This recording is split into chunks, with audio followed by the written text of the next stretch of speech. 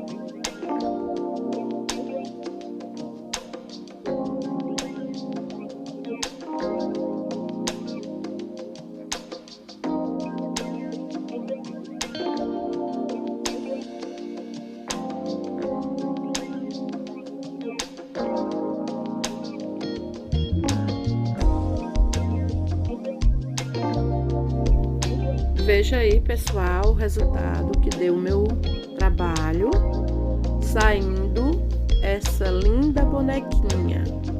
Espero que vocês tenham gostado do vídeo.